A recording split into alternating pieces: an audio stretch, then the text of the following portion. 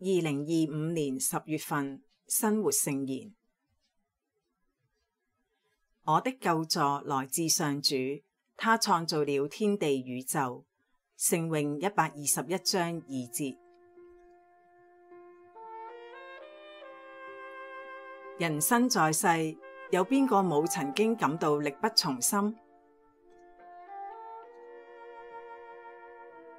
聖詠第121篇嘅作者亦都有過咁樣嘅經歷。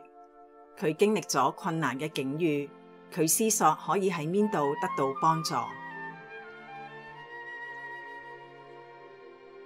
答案係佢肯定對所信賴嘅天主嘅信德。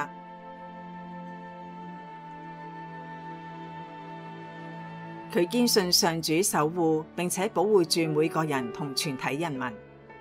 佢呢一份堅定嘅信念，表達咗一種似乎源自於深刻嘅個人經歷。我的救助來自上主，他創造了天地宇宙。聖詠121章2節。呢一篇聖詠嘅其餘部分，實際上係宣告一位大能而慈愛嘅天主。佢創造咗萬物，並且白天黑夜都守護住受造物。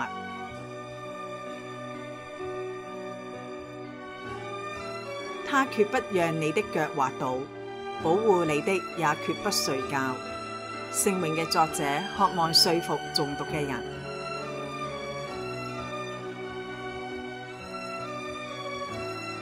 作者喺重重困難籠罩下，舉目瞻望，喺佢眼前嘅範圍之外揾立足點，並且揾到咗答案。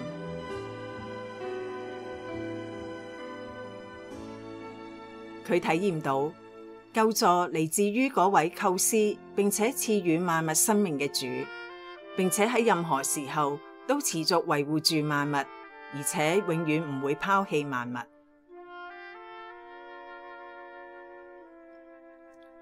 佢堅信呢一位日夜守護住全體人民嘅天主係以色列嘅守護者，以至於佢一定要將呢一份信念傳達俾其他人。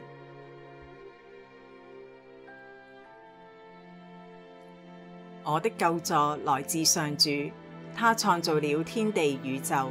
聖詠121章2節。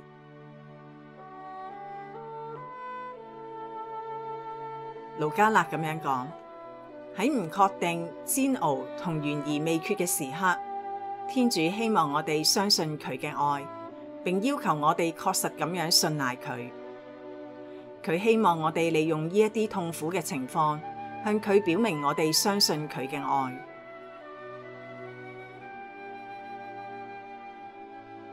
就係相信佢係我哋嘅父親，並且為我哋着想，讓我哋將所有嘅憂慮都卸俾佢，交託俾佢。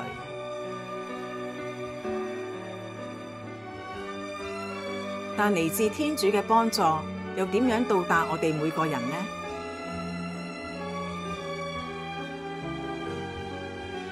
聖經中記述咗好多前人嘅事蹟，佢哋通過將一啲憂慮交俾天主，實現咗呢一個目標。就好似梅瑟、厄里亞、厄里叟或者艾斯德爾一樣，佢哋被召喚成為天主嘅工具，表達佢對人民或者某一啲特定嘅人嘅關懷。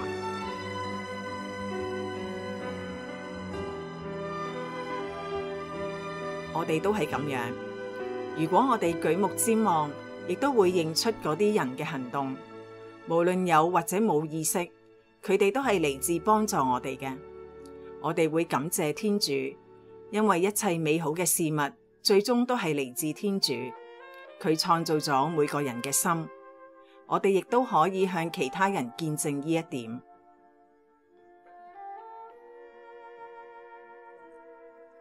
當然，如果我哋封閉自己，喺困難時期只係諗住點樣靠自己嘅力量去渡過難關，咁就好難意識到呢一點。相反，當我哋敞開心扉，環顧四周，舉目瞻望嘅時候，我哋亦都會發現我哋可以成為天主照料佢子女嘅工具。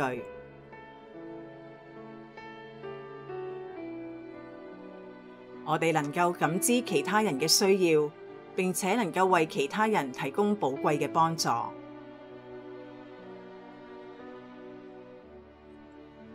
我的救助來自上主，他創造了天地宇宙。聖詠121章2節。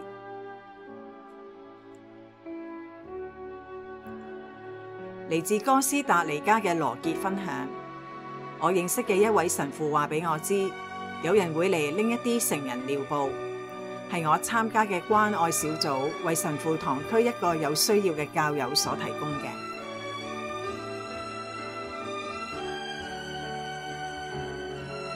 當我喺度等呢一個人嚟嘅時候，我睇到一位鄰居經過我屋企，佢嘅處境非常困難，於是我將僅有嘅7隻雞蛋同其他食物都送咗俾佢。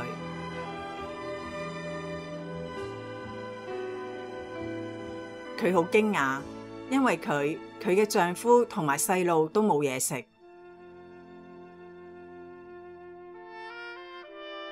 我提醒佢，耶穌鼓勵我哋，你們求，必要給你們。我強調耶穌非常體貼關懷我哋嘅需要。佢好開心咁樣返屋企，並且對天主充滿感激。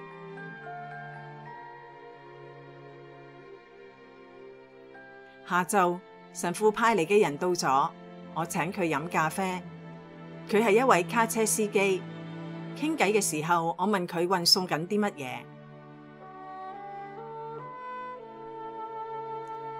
佢話俾我知係雞蛋，並且送咗32隻雞蛋俾我。